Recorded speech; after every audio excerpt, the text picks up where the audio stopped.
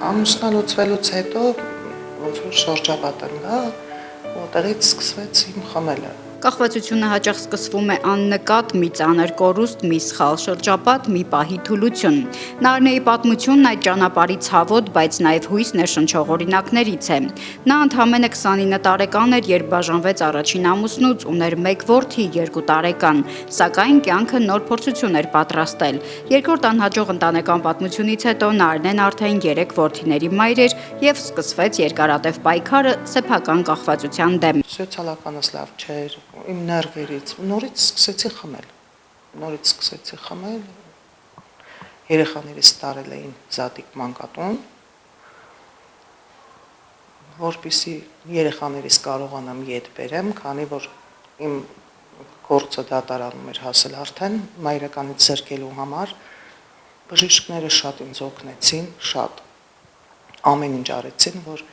երեխաներիս հետ բերեմ։ 2013 թվականից Նարինեն բուժում է ստանում կախվածությունների բուժման ազգային կենտրոնում։ Երեխաներին կորցնելու վախը հաճախ նրան ուժ էր տալիս հեռու մնալ ալկոհոլից։ Երբ զգում էր, որ միայնակ չի կարող հաղթահարել, կրկին դիմում էր մասնագետներին։ Երբ լույսը բացվում էր, տագնապ էր առաջանում մոտս, վախ, սրտ կանգնոց, ինձ թվում էր սիրտս կանգնելու է, դող էր առաջանում մոտս,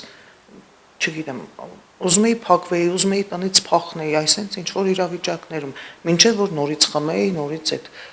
դոզազելներ, վсё, ես առյուծի կաթեի խմեի։ Նա գիտակցում էր իր սխալները, բայց հաճախ թվում էր, թե այլևս չի կարողանա դուրս գալ այդ փակուղուց։ Հիմա էլ զգացի, որ նորից ցանկություն ունեմ։ Քաշում եմ, չգիտեմ, ուզում եմ գոնե մի բաժակ, 2 բաժակ, բայց ես գիտեմ, այդ մի բաժակ, 2 բաժակը դառնալու է 10-15 օր, նորից ես գամ ստե պարկեմ, նորից երեխեքիս տանեն, ահա որ շատ վատ բան է։ Այսօր Նարինեն արդեն 1.5 տարի է ընդհանրապես չի օգտագործում ալկոհոլ։ Կարող է մի հատ ընկերուհի գա կամ բան, դրա համար ես ուզում եմ ոչ մի շրջապատ հասկանում եմ արդեն, որ այդ շրջապատն էլ ինձ պետք չի, որտեղ իրանք իմ վիճակը, իմ կարգավիճակն իմանալով կարան գան, ասեն, այն օրը մի հատ ընկերուհի ունեմ եկել է խաշաբերել, հետը արաղա բերել։ Այ մար, դու գիտես, որ ես կարամ այդ խաշը առանց արաղ ուտեմ։ Մի բաժակը խմեմ, ես շարունակելու եմ։ Ես չեմ կարողանալու որ չշարունակեմ։ Դրա համար եկա ստե որ կանխեն։ Մեր հերոսուհու երեխաներն իր հետ են այսօր ապրում, հաճախում են դպրոց, ինքն էլ աշխատում է։ Երբ զգում է նորից կարող է սայթաքել, խնդրում է բժիշկներին, որ օգնեն։ Երեխաները միշտ եղել են Նարինեի ամենամեծ շարժիչ ուժը։ Իմ երեխաների վերաբերմունքը երբեք իմ հանդեպ չի փոխվել, բայց զգում էի, որ չեն ուզում ես խմեմ։ Եվ իրենք ասում էին, որ մամի խմի, բա որ մեզ տանեն, այդ վախը իրանց մեջ կա, որ կարող է իրանց տանեն նորից։ Կնոջ հիշողությունները, թե ինչ դժոխային ճանապարհով է անցել, ստիպում են սթափվել ու նայել երեխաների աչքերի մեջ։ Որ չեմ խմում, գիտակցում եմ, որ ես պետք է աշխատեմ, ես պետք է պայքարեմ,